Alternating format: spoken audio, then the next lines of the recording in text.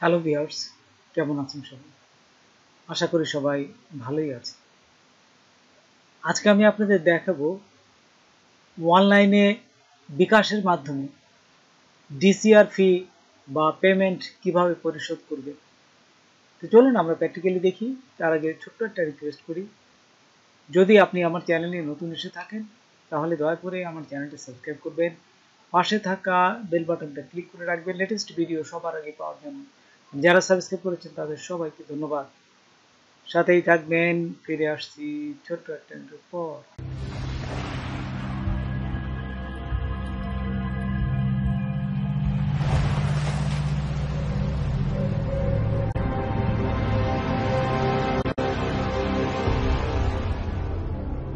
তো দেখুন, প্রথমেই আপনারা গুগলে আসবেন, গুগলে আসে লিখবেন land.gov.bd। এই যে উপরে দেখুন আমি লিখেছি, জাস্ট এইটুকু লিখলেই আপনাদের এই স্ক্রিনটা পাবেন। এখান থেকে আপনারা ই নামজারি, এই যে দেখুন ই নামজারি, এই ই নামজারিতে ঢুকবেন।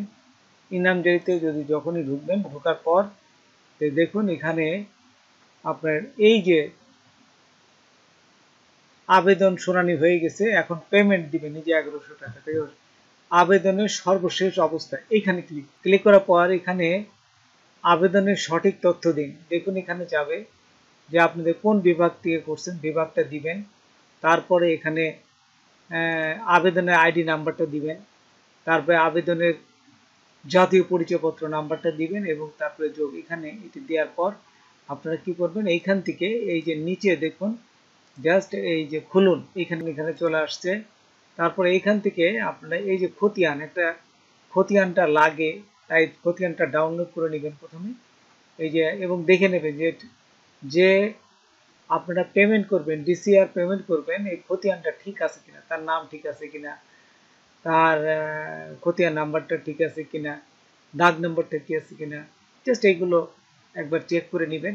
সমস্ত কিছু চেক করা হয়ে গেলে এটি যখনই প্রিন্ট নেবেন কন্ট্রোল পি দিবেন। হ্যাঁ, কন্ট্রোল পি দিলেই আপনার প্রিন্ট অপশন আসবে। তারপরে এই যে কন্ট্রোল পি দেওয়ার সাথে সাথে এখানে এই অপশনটা আসবে। তারপরে এখান থেকে প্রিন্টে ক্লিক করবেন, এই যে নিচে প্রিন্টে ক্লিক করলে প্রিন্ট হয়ে যাবে।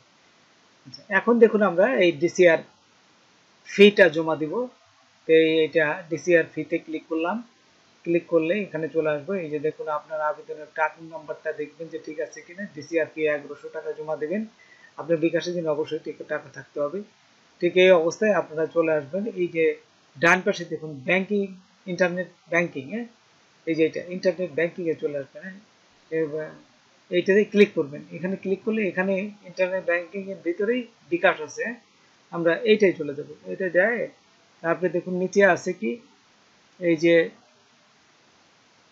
অগ্রসর হন। হ্যাঁ, এখানে ক্লিক করলাম। ক্লিক করার পর এই যে বিকাশে চলে আসলাম। এখন বিকাশে ক্লিক করবেন। বিকাশে ক্লিক করার পর এই যে পেমেন্ট, তারপর এখানে আপনি বিকাশ নাম্বারটা দিবেন। তারপর বিকাশ নাম্বারটা ওই যে বিকাশ নাম্বারটা দিয়ে কনফার্মে ক্লিক করবেন। হ্যাঁ, তারপর বিকাশে একটা কোড যাবে, ঠিক সে কোডটাও দিবেন।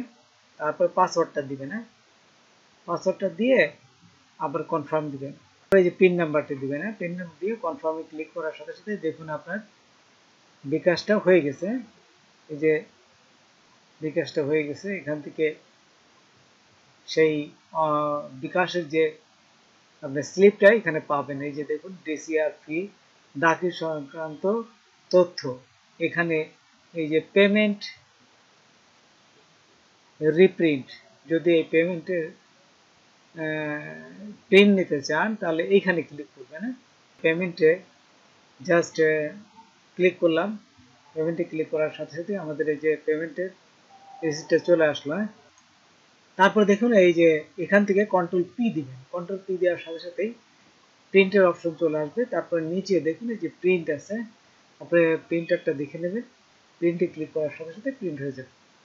তো বন্ধুরা, আজকে এই পর্যন্তই। নতুন কোনো ভিডিও নিয়ে আবার আপনাদের সাথে হাজির হব। যদি আমার ভিডিওটা আপনাদের ভালো লাগে বা কোনো উপকারে আসে তবে অবশ্যই সাবস্ক্রাইব করবেন, আর একজন বন্ধু হলে শেয়ার করবেন। ধন্যবাদ সবাইকে। আল্লাহ হাফেজ।